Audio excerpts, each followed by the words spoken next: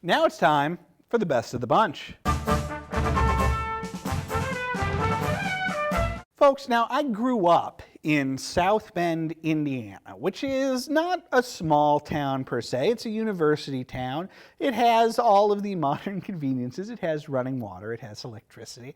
It also has the majority of the different stores and restaurants you would want a town of that size to have. There's not going to be a lot of things that you can't get in South Bend, and I certainly had a pleasant enough upbringing there. One of the things, though, that I've really enjoyed about having moved to Minneapolis is that stuff comes here. Not to brag or anything, but I've been able to see a lot of really cool acts and live performances that have come through the Twin Cities. Acts like Hugh Jackman. If you ever want to see Hugh Jackman sing and dance, you can see it in the Twin Cities. I've also been fortunate enough to see, I'm a big comedy guy, and I've been able to see a lot of comedians that I really enjoy and really admire come through the Twin Cities. And that was stuff that just wasn't going to happen in South Bend. For whatever reason, George Carlin came a couple of times, and that was very special for me. Jerry Seinfeld came a couple of times, but by and large, you weren't going to see those big city acts come through South Bend, and why would you? Chicago's only a couple of hours away. They're going to go to Chicago, and if you want to see them, get your butt over to Chicago. And to that end, one of the cooler things that I've gotten to see, I think, since moving to Minneapolis is when the Minneapolis Institute of Art hosted an exhibit dedicated to the work and the collection of horror maestro Guillermo del Toro. I'm a big fan of Guillermo del Toro's. You would probably best know him for his work directing the 2 Hellboy movies and Blade 2, but he's also made a bunch of really creative and atmospheric and sometimes idiosyncratic horror movies.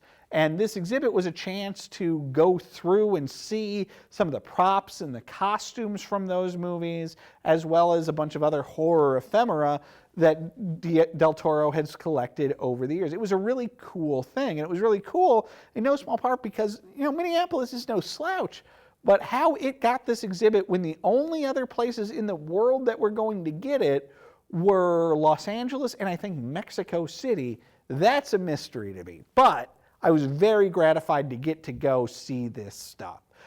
I am a person who really likes costuming, and I really like elaborate costuming, and I really like elaborate women's gowns. That's just who I am, folks. Deal with it. And so the highlight maybe of that exhibit to me was to see the elaborate gowns from Crimson Peak, which is the movie I want to talk to you about today.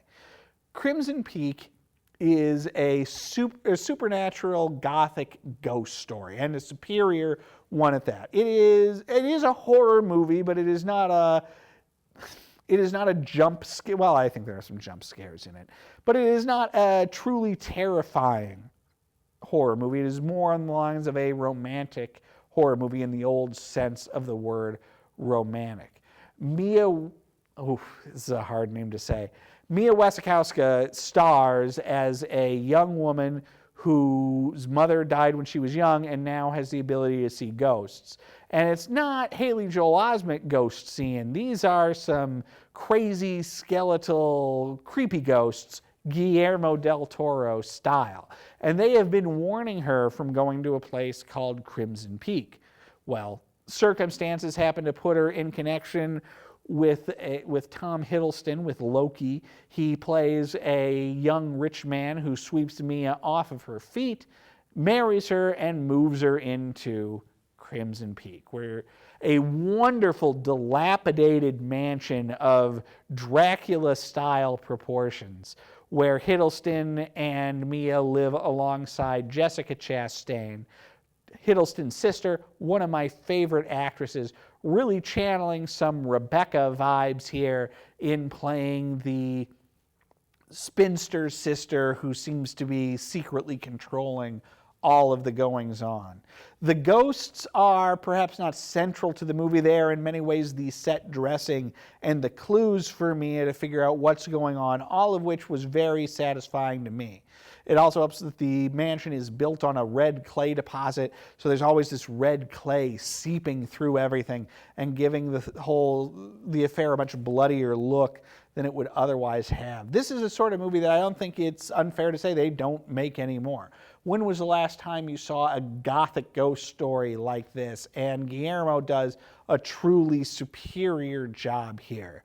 Crimson Peak is a film that I think has been dismissed by a lot of people, even by Del Toro's supporters, as not being that great and whatever, but I absolutely adore it, and I think you ought to check it out. Crimson Peak, 4 stars.